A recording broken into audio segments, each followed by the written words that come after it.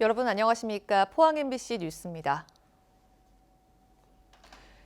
경북 동해안 지역의 코로나19 확산세가 다소 소강 상태를 보이는가 싶더니 어제 하루 새 4명의 추가 환자가 발생했습니다.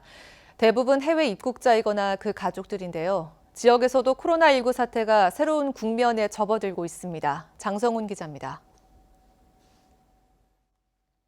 최근 주점을 통해 코로나19가 확산됐던 경주시에서 2명의 추가 확진 환자가 나왔습니다. 20대 남성인 42번 확진 환자는 19번 확진자의 아들로 자가격리 후 무증상이었지만 검사 결과 양성 판정을 받았습니다. 43번 확진 환자는 경주시 현곡면에 거주하는 19살 여성으로 지난 15일 해외에서 귀국한 가족과 접촉한 것으로 알려졌습니다. 이 여성은 다음 날인 지난 16일부터 인후통의 증상을 보였지만 이틀에 걸쳐 동네 슈퍼마켓과 커피숍, 식당 등 상점 4곳을 돌아다닌 것으로 확인됐습니다. 울진군에선 코로나19 확진 환자가 처음으로 나왔습니다. 확진 환자 A씨는 울진에 주소를 둔 해외 유학생으로 지난 20일 프랑스 파리에서 입국해 대중교통을 이용해 귀가했습니다.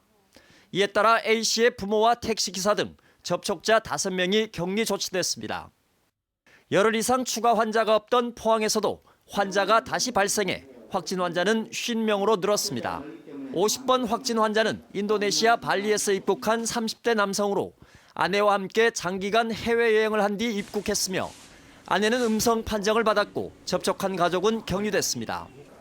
해외 입국자를 중심으로 코로나19가 다시 확산세를 보이자 시군들은 방역 활동을 강화하는 등 긴장의 끈을 늦추지 않고 있습니다. 특히 시민들에게 해외여행 등을 자제하고 사회적 거리 두기에 보다 적극적으로 동참해 줄 것을 거듭 촉구했습니다. MBC 뉴스 장성훈입니다. 한편 경주에서는 확진 환자가 추가로 1명 더 발생해 44번째 환자가 나왔습니다. 44번 확진 환자는 경주시 현곡면에 사는 20살 여성으로 43번 확진 환자의 언니이며 지난 15일 해외에서 입국한 뒤 한 검사에서 음성 판정을 받았지만 그제 재차 실시한 검사에서 양성 판정이 나왔습니다. 포항시는 4월 1일부터 29일까지 재난 긴급 생활비 지원 신청을 받을 예정입니다.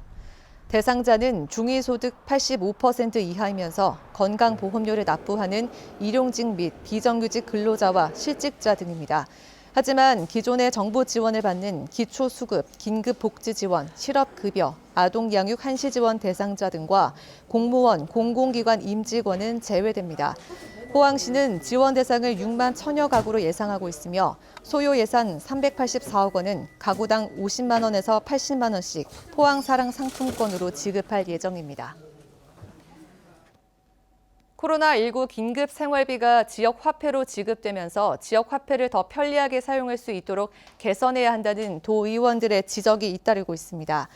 김준열 의원은 종이 지역 사랑 상품권뿐만 아니라 페이, 코인 거래 등 전자상품권을 개발하고 가칭 배달의 경북 앱을 개발해 인접시군이 함께 사용할 수 있도록 해야 한다고 제안했습니다. 조현일 의원은 지역화폐 사용처를 대폭 늘려서 지역화폐가 경제 활성화에 실질적인 도움을 줄 수 있어야 한다고 지적했습니다. 코로나19 사태가 길어질 경우 중소기업 10곳 중 7곳이 6개월 안에 폐업 위기에 처할 것으로 나타났습니다. 중소기업 중앙회가 최근 중소기업 407곳을 대상으로 코로나19 관련 경영 실태를 조사한 결과 응답기업의 70.1%가 코로나19 사태가 장기화할 경우 6개월 이상 버티기 어렵다고 답했으며 이 가운데 42.1%는 3개월 이상 감내하기 어렵다고 답했습니다. 중소기업 중앙회는 정부가 고용유지 지원금을 추가로 확대해 지원 규모와 한도를 상향 조정해 줄 것을 촉구하는 한편 법인세율 인하와 소상공인 사회보험료 지원 확대, 휴업 보상금 지급 등의 지원책이 필요하다고 밝혔습니다. 이상으로 포항 MBC 뉴스를 마칩니다. 여러분 고맙습니다.